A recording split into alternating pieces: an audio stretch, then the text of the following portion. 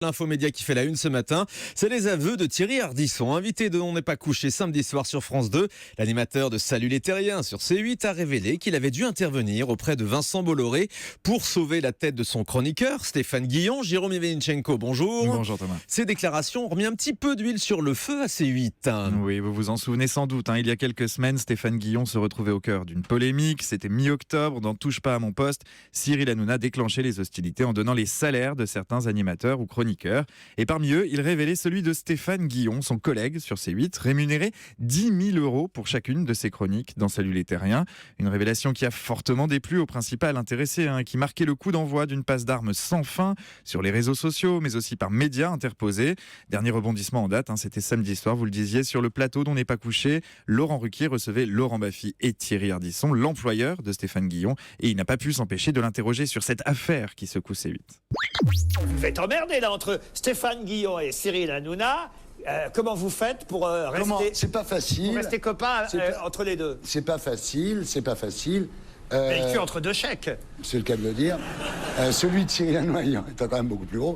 Alors, j'ai sauvé la tête de Guillon. C'est-à-dire J'ai appelé Vincent Bolloré, justement, ça peut servir. Et je lui ai dit, Vincent, c'est pas une bonne idée de virer Guillon, je trouve que c'est une Tu mauvaise as du idée. pouvoir pour sauver les têtes comme ça? Il est J'espère monarchiste. que je ne serai pas obligé de sauver la tienne. Hé, Bolloré! Alors la conversation se termine dans un grand éclat de rire provoqué par Laurent Baffy qui s'amuse à tester l'influence de Thierry Ardisson en adressant des doigts d'honneur à Vincent Bolloré. Un éclat de rire qui a le don de désamorcer cette déclaration surprenante de Thierry Ardisson qui confirme que l'histoire est bel et bien remontée jusqu'au grand patron du groupe Canal. Mais oui, mais cette révélation a eu le don d'agacer encore un peu plus l'humoriste Stéphane Guillon. Oui, hier sur sa page Facebook, l'humoriste a confié son étonnement face à une séquence qu'il qualifie de surréaliste. Il s'étonne que personne n'ait cherché à connaître la raison de la colère de Vincent Bolloré. Stéphane Guillon s'interroge, qu'a-t-il fait de suffisamment grave pour mériter d'être viré et pour obliger Thierry Ardisson à décrocher son téléphone pour sauver sa tête? Depuis le début de cette affaire, l'humoriste n'a de cesse de crier au complot, de répéter qu'on en veut à son indépendance, que la révélation de son salaire n'est pas due au hasard, mais qu'elle correspond à une tentative de déstabilisation, une manœuvre dont l'exécutant ne serait autre que Cyril Hanouna, comme il l'expliquait sur France 2 dans l'émission de Thomas Touroud, Actuality, le 25 octobre dernier.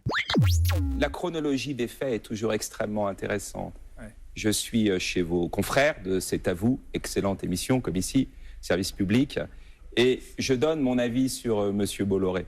Bon, cet avis déplaît. 3 jours après, Monsieur Hanouna organise mon licenciement sur son plateau en disant « faut-il virer Stéphane Guillon ?»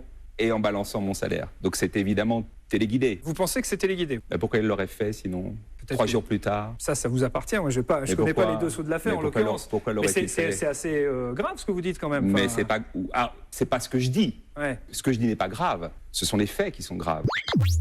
Alors Stéphane Guillon accuse, et ce matin il revendique plus que jamais son droit à l'humour. Il estime qu'il chambre le patron de Canal+, comme il chambre tous les invités de Salut les Terriens. Selon lui, cette affaire est la preuve qu'il existerait bien, je cite, des limites dans l'exercice qu'il pratique. On pourrait se moquer de tout le monde, des personnalités politiques, des artistes, des hommes d'affaires, mais pas de la personne qui dirige le groupe pour lequel on travaille. Et sur Facebook, il termine son message avec une question adressée directement à Thierry Ardisson. Oui, et il vous voit l'homme en noir pour l'occasion. Je cite, si un humoriste critique les excès des uns et des autres et que cette critique s'arrête là où ses intérêts commencent, ne pensez-vous pas qu'il cesse de faire son travail et perd toute objectivité?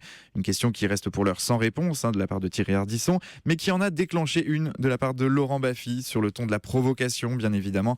Le sniper attitré de Thierry Ardisson a posté hier soir ce message sur son compte Twitter. Toi aussi, envoie un doigt à Bolloré, un doigt d'honneur, bien sûr, un message partagé près de 800 fois.